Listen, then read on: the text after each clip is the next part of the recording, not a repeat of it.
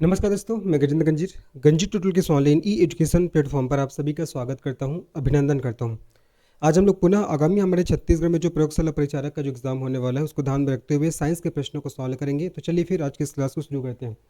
ये आज का दूसरा वीडियो है ना, इससे पहले भी मैंने साइंस के क्वेश्चन आप लोग को प्रोवाइड किए थे, दूसरा वीडियो है। इसके बाद मैं छत्तीसगढ़ जीएस के भी आप लोग को आज ही वीडियो प्रोवाइड करूंगा और हो सके तो इंडियन जियोग्राफी का भी। चलो आज की इस क्लास को लोग शुरू करते हैं, बढ़ते हैं हमारे पहले प्रश्न पे। पहला प्रश्न देखिए, पदार्थ के संदर्भ में निम्नलिखित कथनों पर विचार कीजिए। आपको पदार्थ के संदर्भ में, किसके संदर्भ में? पदार्थ है ना, पदार्थ अर्थात मैटर। पदार्थ के संदर्भ में आपको कथनों पर विचार करना है। क्या क्या कथन दिया गया? देखो, पहला कथन है पदार्थ छोटे कणों से मिलकर बना होता है। दूसरा, गैसों में कणों के बीच आकर्षण बल अधिकतम होता है। तीसरा, वाष्पीकरण के कारण शीतलन नहीं होता है। और चौथा, हमारे आसपास पदार्थ तीन अवस्थाओं में मौजूद है, ठोस, तरल और गैस। ऊपर दिए गए कथनों में से कौन सा कथन सही है? ये आपका चार कथन दिए गए हैं। चारों कथन को आपको अच्छे से पढ़ना और बताना इनमें से कौन सा कथन आपका सही है। कौन सा कथन सही है ये आपको बताना है जी। देखिए, पहला है पदार्थ छोटे छोटे कणों से मिलकर बना होता है। तो पहला स्टेटमेंट तो हमारा बिल्कुल सही है ना। पदार्थ को इंग्लिश में क्या बोलते हैं? आपका मैटर। क्या बोलते हैं? आपका मैटर बोला जाता है। ठीक है, तो जो आपका पदार्थ होता है, जो मैटर होता है, वो large number of small particle से मिलकर बना होता है, अर्थात ये छोटे छोटे कणों से मिलकर बना होता है। ये आपको ध्यान रखना है। ठीक है, अब आपके दिमाग में क्वेश्चन आएगा, सर ये मैटर अर्थात पदार्थ क्या होता है? मैटर अर्थात पदार्थ क्या होता है? तो याद रखना, anything that have some mass and occupied some space is called matter. अर्थात ब्रह्मांड में उपस्थित हुए समस्त वस्तुएं जिसका अपना द्रव्यमान होता है और जो कुछ स्थान घेरते हैं वो क्या कहलाता है? आपका पदार्थ कहलाते हैं। जो पदार्थ होते हैं वो आपका large number of small particle से मिलकर बना होता है। ये आपको ध्यान रखना इंपॉर्टेंट है। जैसे कि बात करता हूँ मैं, अगर सॉलिड की बात करता हूँ, सॉलिड का, तो जो सॉलिड है ना, सॉलिड में जो आपका पार्टिकल है बहुत पास पास अरेंज होते हैं। ऐसे पार्टिकल क्या होते हैं? बहुत ही पास पास ऐसे अरेंज होते हैं। दैट मीन्स क्या, जो सॉलिड का निर्माण हुआ है large number of small particle से हुआ है ना। तो वही तो बोला जा रहा है। क्या बोला जा रहा है? कि जो आपका पदार्थ है वो छोटे छोटे कणों से मिलकर बना होता है। तो पहले स्टेटमेंट तो हमारा बिल्कुल सही है। दूसरा, गैसों में कणों के बीच आकर्षण बल अधिकतम होता है, ये हमारा गलत हो जाएगा। जो आपका गैसियस स्टेज है ना, उसमें आपका पार्टिकल के बीच में, कणों के बीच में आकर्षण बल अधिकतम नहीं होता है। क्या होता है? आपका न्यूनतम होता है। क्या होता है? जब आपका न्यूनतम होता है, जबकि यहाँ पास अधिकतम है बोला जा रहा है, इसीलिए ये स्टेटमेंट क्या हो जाएगा? हमारा गलत हो जाएगा। ठीक है, देखो याद रखना, ये जो मैंने बताया कि जो पदार्थ है बहुत सारे छोटे छोटे कणों से मिलकर बना होता है, large number of small particle से मिलकर बना होता है। ठीक है, और याद रखना, ये जो छोटे छोटे स्मॉल पार्टिकल आप लोग को दिख रहा है, इनके बीच एक बल कार्य करता है। उसको क्या बोलते हैं? उसको बोलते हैं आपका अंतर आणविक बल। क्या बोलते हैं उसको? अंतर, है ना, अंतर आणविक बल बोला जाता है, इंटरमॉलिक्यूलर फोर्स बोला जाता है। और अंतर आणविक बल का मान किसमें सर्वाधिक होता है? ठोस में। ठोस में सर्वाधिक होता है। ठोस के बाद आपका द्रव में, और द्रव के बाद आपका क्या हो जाएगा? सबसे कम किस में होता है? गैस में होता है। आपको ध्यान रखना है जी। कहने का तात्पर्य क्या है, जो गैस में जो आपका पार्टिकल होता है ना, वो आपका दूर दूर अरेंज होते हैं। ऐसे गैस में पार्टिकल क्या होते हैं? दूर दूर अरेंज होते हैं। और जैसे देख लो आप लोग, सॉलिड में पार्टिकल क्या आपका पास पास अरेंज है, जैसे कि आप लोग को दिखाई दे रहा होगा, है ना। तो यहाँ पास ये बोलता है कि भैया कि गैसों में कणों के बीच आकर्षण बल अधिकतम होगा। अगर आकर्षण बल अधिकतम होता तो पार्टिकल तो पास पास अरेंज होते हैं, लेकिन आकर्षण बल क्या आपका अधिकतम नहीं है, न्यूनतम है। इसलिए क्या आपका पार्टिकल क्या होते हैं? थोड़ा दूर दूर अरेंज होते हैं। ये आपको ध्यान में रखना है। ठीक है, पार्टिकल क्या होते हैं? दूर दूर अरेंज होते हैं। आपका द्रव से भी और आपका ठोस से भी दूर दूर अरेंज होते हैं। किसमें? आपका गैस में जो पार्टिकल है। तो यहाँ पास क्या बोल रहा है कि गैसों में कणों के बीच आकर्षण बल अधिकतम होता है। गलत है। क्या होता है? आपका न्यूनतम होता है। न्यूनतम है तभी इसके जो पार्टिकल्स है वो दूर दूर अरेंज्ड है। ये आपको ध्यान रखना है।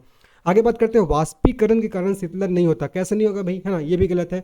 जब वेपोराइजेशन का प्रोसेस होगा तो जाहिर सी बात है शीतलन तो होता ही होता है ना, ठंडा तो होता ही होता है। तो इसका सही आंसर क्या होगा?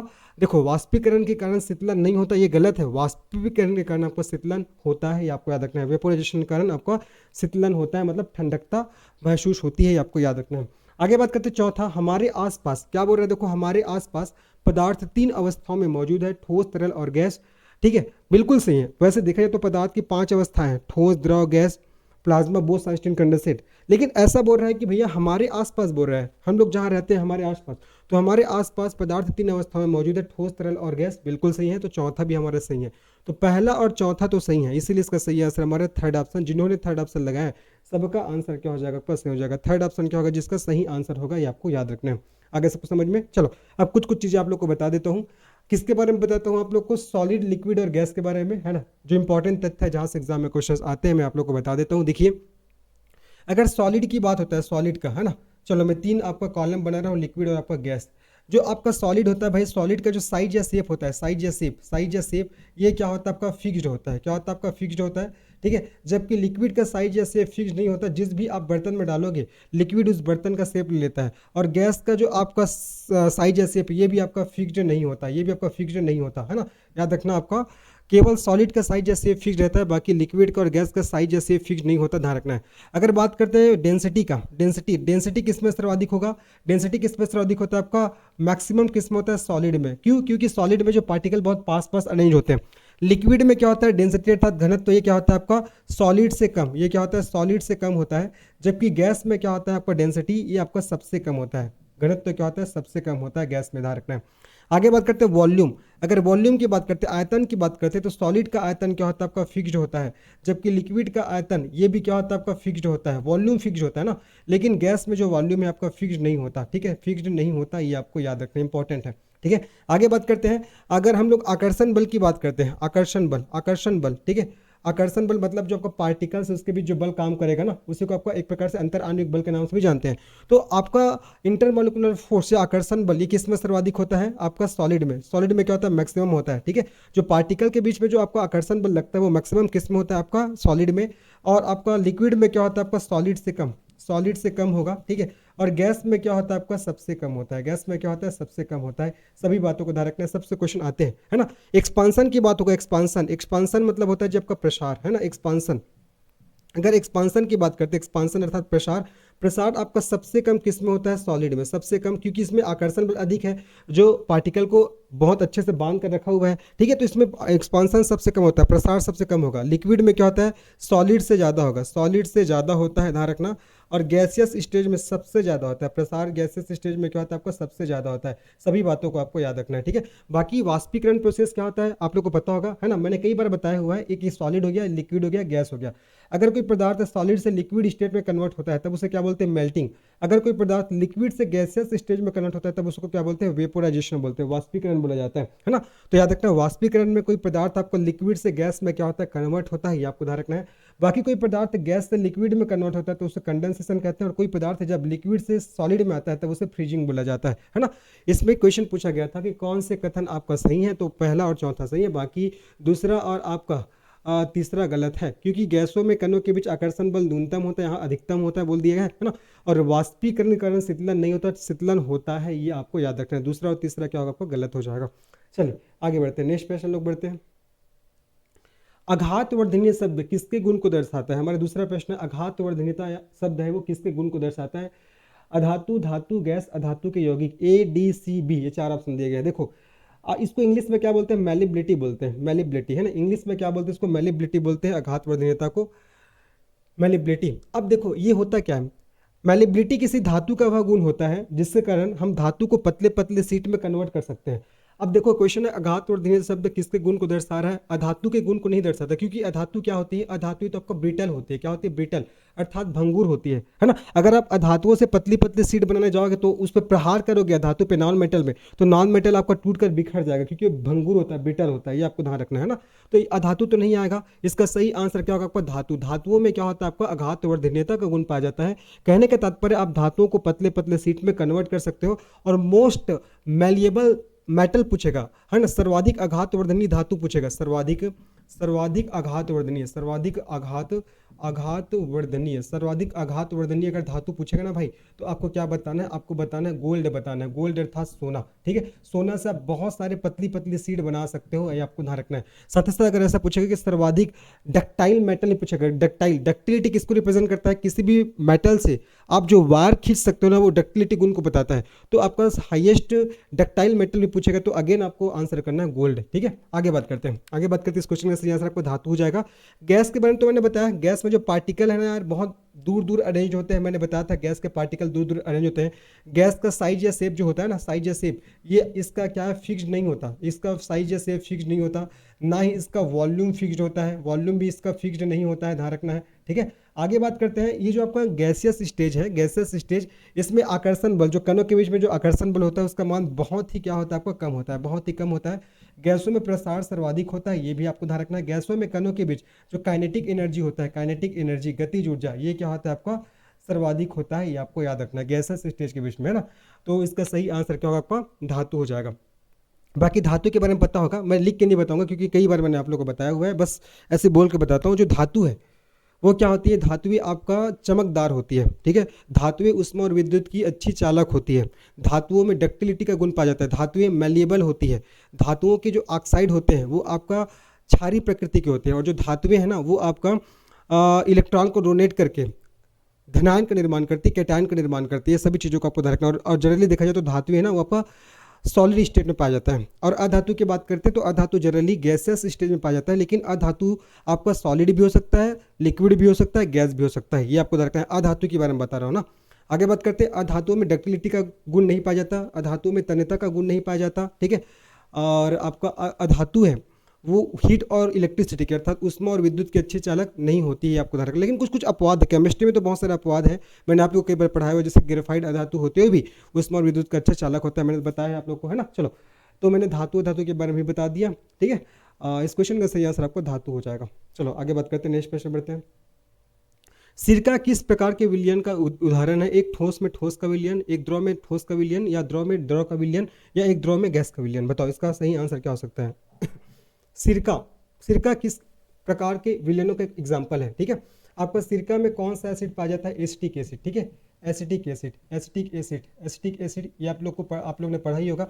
तो सिरका किस प्रकार के विलयन का एग्जाम्पल है? तो आपका द्रव में द्रव का विलयन। जिन्होंने आपका थर्ड ऑप्शन लगाया सबका आंसर क्या होगा आपका सही हो जाएगा जी, ठीक है। पानी और एसिटिक अम्ल को जब हम लोग मिलाते हैं, ठीक है, पानी पानी और जब एसिटिक अम्ल को, पानी और एसिटिक अम्ल को जब हम लोग मिलाते हैं तब किसका फॉर्मेशन होता है? तब आपका सिरका का फॉर्मेशन होता है। तो देखो पानी भी आपका क्या है, आपका द्रव है, और एसिटिक अम्ल भी क्या आपका द्रव है। तो क्वेश्चन है कि सिरका किस प्रकार के विलयनों का एग्जाम्पल है? तो आपका द्रव में द्रव का विलयन इसका एग्जाम्पल है, आपको ध्यान रखना है, ठीक है।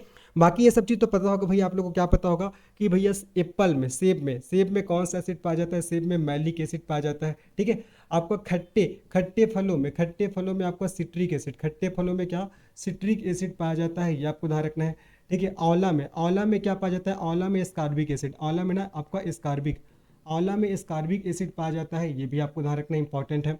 आगे बात करते हैं आंवला के साथ साथ पपीता भी आप लोग को याद रखना है, पपीता भी, है ना। आगे याद करते हैं हम लोग पालक और टमाटर में कौन सा एसिड पाया जाता है? Oxalic acid. कौन सा एसिड? आपका ऑक्जेलिक एसिड पाया जाता है, ये आपको ध्यान रखना इंपॉर्टेंट है। इमली में, है ना, अंगूर में, कच्चा आम में, है ना, अनानास में, ये सब में क्या पाया जाता है आपका? इस सब में टार्टरिक एसिड पाया जाता है। इवन केला में भी टार्टरिक एसिड पाया जाता है, याद रखेंगे, है ना। आगे बात करते हैं दूध में खट्टे दूध में, ध्यान रखना खट्टे दूध या बोल सकते हैं हम लोग दही, इसमें आपका लैक्टिक एसिड पाया जाता है, लैक्टिक एसिड, ये भी आपको ध्यान रखना इंपॉर्टेंट है। जो शीतल पेय पदार्थ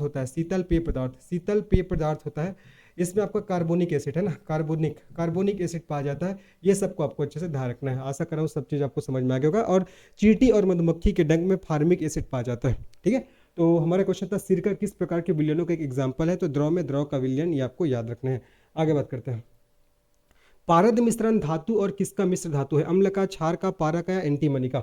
जो पारद मिश्रण होता है वो धातु और किसका मिश्र धातु है? इसका सही आंसर हो जाएगा आपका पारा का, ठीक है, पारा का जी, ठीक है। पारद मिश्रण धातु और पारा का मिश्रण है। किसका? धातु और पारा का मिश्रण है, ये आपको ध्यान रखना है। पारा को आपका Hg से रिप्रेजेंट करते हैं, इसको मरकरी के नाम से भी जानते हैं। इसका प्रयोग आपका थर्मामीटर में किया जाता है।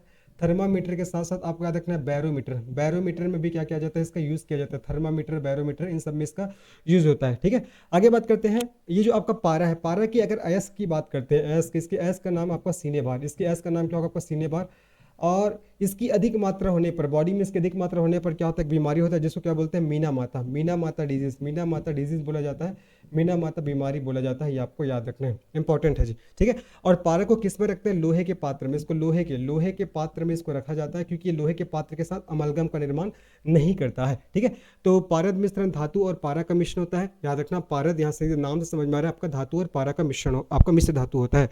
अम्ल के बारे में देखें तो अम्ल क्या होता है? स्वाद में खट्टा होता है। अम्ल नीले लिटमस पेपर को लाल करता है। अम्ल जली विलयन में H+ आयन मुक्त करता है ना। ये सब आपको ध्यान रखना है किसके बारे में? अम्ल के बारे में, ठीक है। आपका अम्ल दो प्रकार का होता है, एक आपका दुर्बल अम्ल, एक आपका प्रबल अम्ल। ऐसा अम्ल जिसका pH 0 से 3 के रेंज में होता है प्रबल अम्ल कहलाएगा, और जिसका pH 4 से 7 के रेंज में होता है आपका दुर्बल अम्ल कहलाता है। जितने जो खाने वाले जो एसिड होते हैं ना वो सब वीक एसिड अर्थात दुर्बल अम्ल में आते हैं। क्षार क्या होता है, तो क्षार जो आपका स्वाद में कड़वा होता है, क्षार क्या करता है, लाल लिटमस पेपर को नीला कर देता है, और क्षार जलीय विलयन में OH माइनस अन्मुक्त करता है, ये भी आपको ध्यान में रखना है, इंपॉर्टेंट है ना। क्षार भी आपको दो प्रकार का होगा, एक आपका प्रबल क्षार, एक आपका दुर्बल क्षार, ठीक है, प्रबल क्षार आपका दुर्बल क्षार। तो ऐसा क्षार जिसका पीएच 11 से 14 के रेंज में होता है वो आपका प्रबल क्षार कहलाएगा, और जिसका पीएच 7 से 11 के रेंज में होगा, है ना, 7 से 11 या बोल सकते हैं आपका 7 से ज़्यादा और आपका 11 से कम ऐसा होगा ना, तो उसको क्या बोलेंगे हम लोग, दुर्बल क्षार बोलेंगे, आपको याद रखना है, ठीक है। चलो, तो पारद मिश्रण धातु और पारा का मिश्र धातु है, जिन्होंने आपका थर्ड ऑप्शन लगाया, सबका आंसर आपका सही हो जाएगा। चलो जी, आगे बात करते हैं। निम्नलिखित में से कौन सा कथन पदार्थ के परमाणु सिद्धांत के संबंध में सही है? परमाणु एक तत्व का सबसे बड़ा अविभाज्य कण है। दूसरा, विभिन्न तत्वों के परमाणु आकार, द्रव्यमान और रासायनिक गुणों में समान होते हैं। अणुओं के एक यौगिक को बनाने के लिए एक ही या विभिन्न तत्वों के परमाणु एक साथ जुड़ते हैं। चौथा, विभिन्न तत्वों के परमाणु समान यौगिक बनाने के लिए एक या एक से अधिक अनुपात में संयोजन कर सकते हैं। बताओ, इसमें से कौन सा सिद्धांत, परमाणु के सिद्धांत के संबंध में कौन सा कथन आपका सही है, आपको बताना है, ठीक है। तो इसका सही आंसर क्या होगा आपका, अणुओं के जो एक यौगिक को बनाने में, है ना, अणुओं के एक यौगिक बनाने के लिए एक ही या विभिन्न तत्वों के परमाणु एक साथ जुड़ते हैं, ये आपका सही आंसर हो जाएगा, ठीक है। अणुओं के एक यौगिक को बनाने के लिए एक ही या विभिन्न तत्वों के जो आपका परमाणु है एक साथ जुड़ते हैं, इसका सही आंसर हो जाएगा। यहाँ पर पदार्थ के परमाणु सिद्धांत के संबंध में सही कथन कौन सा पूछा गया ना, तो इसका सही आंसर आपका थर्ड ऑप्शन हो जाएगा, ये आपको याद रखना है, ठीक है। आगे बात करते हैं। देखो यहाँ पर परमाणु एक तत्व का सबसे बड़ा नहीं होता, सबसे छोटा होता है, सबसे छोटा, तो सबसे बड़ा बोल दिया तो गलत ही हो जाएगा ना। आपका अणुओं के एक यौगिक को बनाने के लिए एक ही या विभिन्न तत्वों के परमाणु एक साथ जुड़ते, ध्यान रखना। अगर परमाणु पूछेगा परमाणु होता है क्या, तो परमाणु किसी पदार्थ की वह छोटी से छोटी इकाई है जिसे फर्दर डिवाइड नहीं कर सकते, वह छोटी से छोटी इकाई बोल रहे हैं। जैसे कि मैंने बोला आपका ऑक्सीजन, नाइट्रोजन, है ना, हाइड्रोजन, ये सब क्या एटम को रिप्रेजेंट कर रहा है। लेकिन जब दो या दो से अधिक परमाणुओं को एक फिक्स रेशियो में मिलाते हैं, जब दो या दो से अधिक परमाणुओं को एक फिक्स रेशियो में, है ना, मिलाया जाता है, अच्छा सॉरी, जब दो या दो से अधिक परमाणु आपका आपस में मिलते हैं तब किसका निर्माण होता है, अणु का, है ना, अणु का निर्माण होता है जी। जब दो से अधिक परमाणु आपस में मिलते हैं तब किसका निर्माण होता है, अणु का निर्माण होता है। जैसे कि देखो, अगर मैं O2 बोलता हूँ, N2 बोलता हूँ, H2 बोलता हूँ, है ना, यहाँ पास H हो गया, यहाँ पास O हो गया, यहाँ पास N2, मतलब दो नाइट्रोजन जब मिला तब किसका निर्माण हो गया, अणु का। तो आपका अणु, जिसको इंग्लिश में क्या बोलते हैं, मॉलिक्यूल बोलते हैं। मॉलिक्यूल पदार्थ की वह छोटी से छोटी इकाई है जिसको हम लोग फर्दर डिवाइड कर सकते हैं, लेकिन परमाणु को हम लोग फर्दर डिवाइड नहीं कर सकते। वापस से सब सुनेंगे लास्ट में, देखिए, परमाणु किसी पदार्थ की वह छोटी से छोटी इकाई है जिससे हम लोग और विभाजित नहीं कर सकते। जब परमाणुओं को आपस में मिलाते हैं तो किसका निर्माण होता है, अणु का निर्माण होता है। और अणु किसी पदार्थ की वह छोटी से छोटी इकाई है जिससे हम लोग फर्दर डिवाइड कर सकते हैं, ये आपको याद रखना है, ठीक है। चलो आगे बढ़ते हैं, नेक्स्ट प्रश्न बढ़ते हैं। बाकी आप सभी को पता होगा परमाणु के नाभिक में क्या पाया जाता है, आपका प्रोटॉन और न्यूट्रॉन, जबकि इलेक्ट्रॉन होता है वो आपका नाभिक के चारों ओर चक्कर लगाते रहता है, ये भी आपको ध्यान रखना है। इलेक्ट्रॉन की खोज सर जे थॉमसन, प्रोटॉन की खोज आपका गोल्डस्टीन और न्यूट्रॉन की खोज चैडविक के द्वारा किया गया है। पदार्थ की अवस्था संतृप्त गैस अवस्था होती है, मतलब कौन सी पदार्थ की अवस्था है वो संतृप्त गैस अवस्था होती है, ठीक है। यहाँ पर बताना है जो आपका कौन सी अवस्था है वो आपका संतृप्त गैस अवस्था है। कौन सी जो पदार्थ की अवस्था है वो संतृप्त गैस अवस्था है, प्लाज्मा, बोस आइंस्टीन संघनित द्रव, द्रव या ठोस। अभी मैंने आप लोग को सॉलिड, लिक्विड और गैस के बारे में तो बताया था। फिलहाल इस क्वेश्चन का आंसर देखते हैं कि आपका कौन सी अवस्था पदार्थ की संतृप्त गैस अवस्था है। इसका सही आंसर आपका प्लाज्मा हो जाएगा, प्लाज्मा, है ना, इसका सही आंसर प्लाज्मा। वैसे देखा जाए तो पदार्थ की आपका 5 अवस्था है, कौन कौन सा, सॉलिड, सॉलिड के बाद आपका लिक्विड, लिक्विड के बाद आपका गैस, गैस के बाद आपका प्लाज्मा, प्लाज्मा के बाद आपका बोस आइंस्टीन कंडेंसेट। ये पदार्थ की 5 अवस्था है। और हमारा क्वेश्चन था कि आपका कौन सी अवस्था में पदार्थ संतृप्त गैस अवस्था में होती है, इसका सही आंसर प्लाज्मा हो जाएगा। अब देखिए प्लाज्मा क्या होता है, प्लाज्मा अवस्था क्या होता है, तो जब आप गैसों को वेरी हाई टेम्परेचर पर क्या करते हो, गर्म करते हो। वेरी हाई मतलब करोड़ों केल्विन की बात हो रहा है। जब आप गैसों को वेरी हाई टेम्परेचर में क्या करते हो, आप गर्म करते हो, तो गैस है ना वो आपका आयनों में टूट जाता है। गैस क्या होता है, आयनों में विभक्त हो जाता है, पॉजिटिव निगेटिव आयन के रूप में क्या हो जाता है, विभक्त हो जाता है। तब कौन से आपका स्टेज का फॉर्मेशन होता है, प्लाज्मा स्टेज का फॉर्मेशन होता है, आपको ध्यान रखना है ना। और जो आपका सूर्य हो गया, है ना, तारे हो गया, उसमें जो प्रकाश है, उसमें जो ऊर्जा है, उसका कारण क्या आपका, मतलब सूर्य और जो तारे हैं उसमें जो ऊर्जा है ना वो किस अवस्था का एग्जाम्पल है पूछेगा तो बताओगे प्लाज्मा अवस्था। किसका, जब प्लाज्मा अवस्था का एग्जाम्पल है, ये आपको ध्यान में रखना है, ठीक है। तो जब गैसों को वेरी हाई टेम्परेचर पर गर्म करते हैं तो गैस आयनों में विभक्त हो जाता है, और आयनों में विभक्त होकर कौन सी स्टेज का निर्माण होता है, प्लाज्मा स्टेज का निर्माण होता है। ये आपको अच्छे से याद रखना है जी, है ना। चलो बाकी बोस आइंस्टीन संघनित द्रव, जो बोस आइंस्टीन कंडेंसेट है ना, देखो इसको बोस के द्वारा इसको ढूंढा गया था, इस अवस्था के बारे में, मतलब सबसे पहले बोस जी ने बताया। और आइंस्टीन जी ने इसके सिद्धांत को प्रमाणित किया, इसलिए इसका नाम दिया गया आपका बोस आइंस्टीन संघनित द्रव, इसका नाम दिया गया है। ठीक है, और ये अत्यंत न्यूनतम तापमान पर संभव है, ये आपका अत्यंत अत्यंत न्यूनतम तापमान, अत्यंत न्यूनतम तापमान पर संभव है, जिसको बोलते हैं आपका परम शून्य ताप बोलते हैं। क्या बोलते हैं? परम शून्य ताप, जो कि वास्तविकता में देखें तो पॉसिबल ही नहीं है। ठीक है, तो इसका सही आंसर आपका प्लाज्मा हो जाएगा। बाकी ठोस और द्रव के बारे में तो मैंने बता दिया था जी आप लोग को। तो कौन सी पदार्थ की अवस्था संतृप्त गैस अवस्था होती है? तो इसका सही आंसर आपका प्लाज्मा, इसका सही आंसर क्या होगा? आपका प्लाज्मा हो जाएगा। चलिए आगे बात करते हैं। रबर बैंड पदार्थ की किस अवस्था में होता है? जो रबर बैंड होता है पदार्थ की किस अवस्था में होता है? गैस अवस्था में आप लोग कभी देखे हो क्या रबर बैंड को? नहीं देखे हो। प्लाज्मा भी नहीं होगा, है ना, तरल भी नहीं होगा, तरल अवस्था में भी नहीं होता। इसका सही आंसर आपका ठोस होगा। जिन्होंने आपका ठोस लगाया ना, रबर बैंड पदार्थ की किस अवस्था में होता है, इसका सही आंसर आपका ठोस हो जाएगा। बाकी मैंने ठोस के बारे में तो आप लोग को पूरा पढ़ा दिया स्टार्टिंग से ही। ठीक है, चलो इसका सही आंसर आपका ठोस हो जाएगा। वापस से मैं नहीं दोहराऊंगा जी, नहीं तो बोर हो जाओगे आप ही लोग।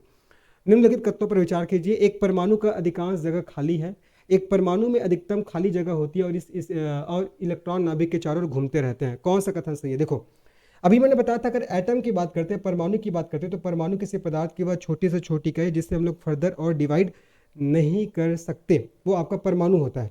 और जब परमाणुओं को आपस में मिलाया जाता है तब किसका निर्माण होता है? अणु का निर्माण होता है। किसका? अणु का निर्माण होता है।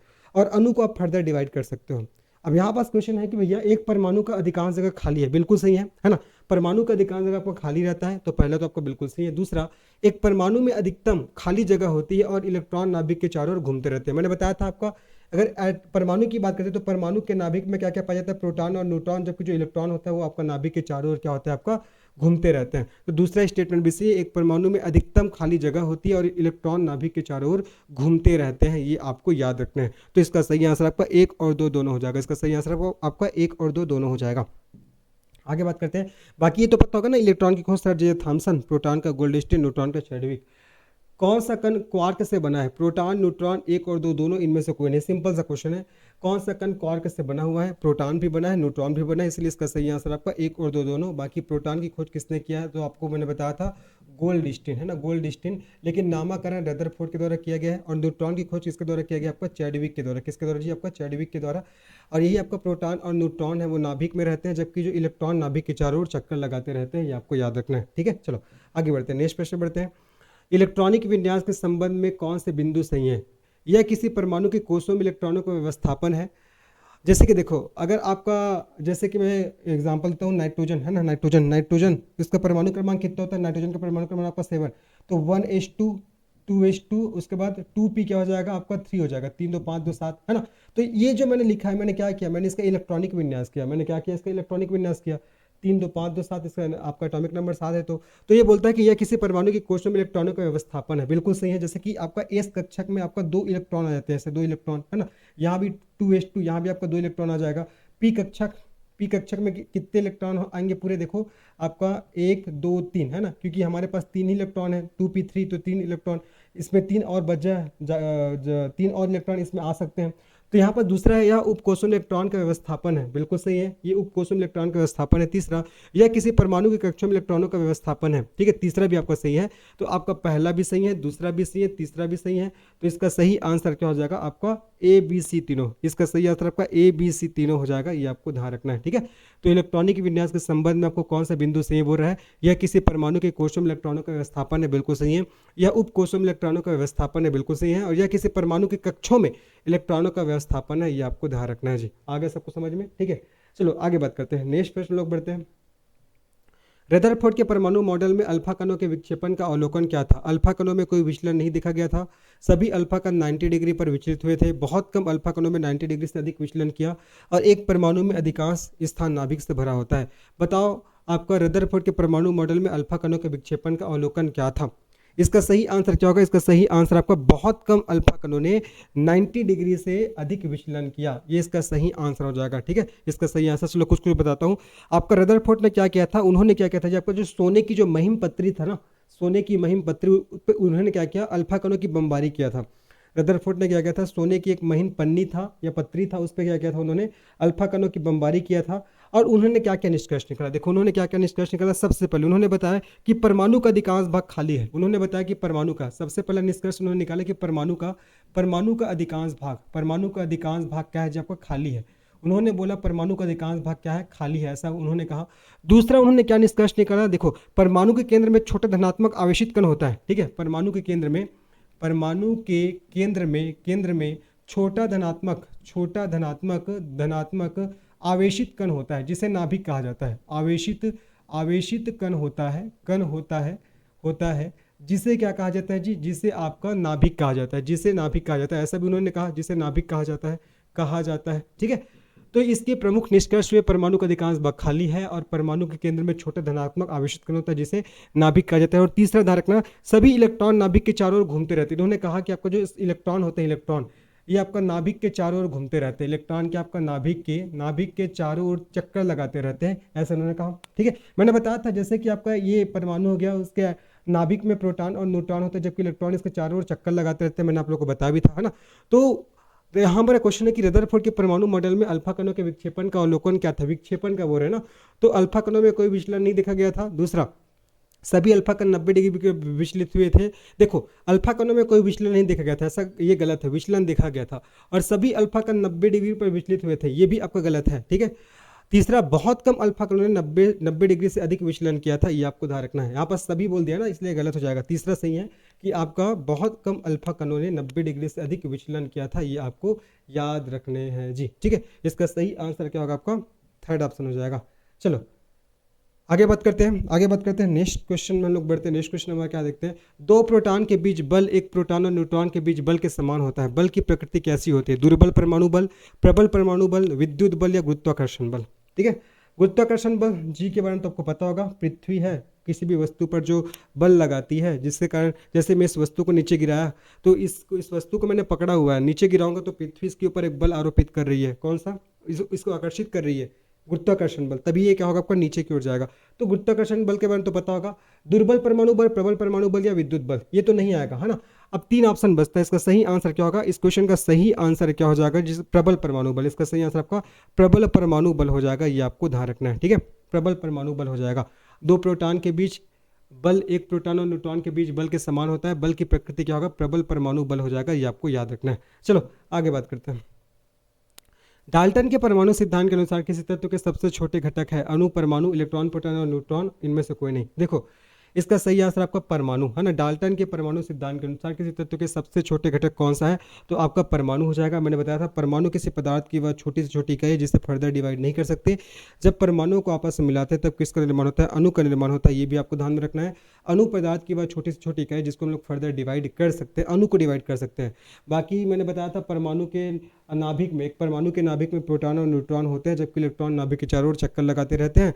इलेक्ट्रॉन की खोज सर जे थॉमसन ने किया था, प्रोटॉन की खोज गोल्डस्टीन ने किया था, न्यूट्रॉन की खोज चैडविक ने किया था, ये भी बात आपको अच्छे से याद रखना है ना। और मैंने बताया था डाल्टन है ना किसके बारे में, इससे पहले मैंने हाँ रदरफोर्ड के बारे में बताया था जी, ये तो आपका डाल्टन के रिलेटेड आपका क्वेश्चन है। चलो आगे बात करते हैं, जो आपका सोने की महीन पत्ती पर जिन्होंने अल्फा कणों की बौछार किया था। आगे बात करते हैं, बोर के अनुसार इलेक्ट्रॉन कौन सी कक्षा में गतिविधि करता है, अंडाकार, वृत्ताकार, बेलनाकार या जिगजैग इलेक्ट्रॉन की ऊर्जा पर निर्भर करता है, बताओ। बोर के अनुसार इलेक्ट्रॉन आपका वृत्ताकार कक्षा में गतिविधि करता है, ये आपको ध्यान रखना है, किसमें आपका वृत्ताकार कक्षा में गतिविधि करता है ना। चलो ये आज का अंतिम प्रश्न था।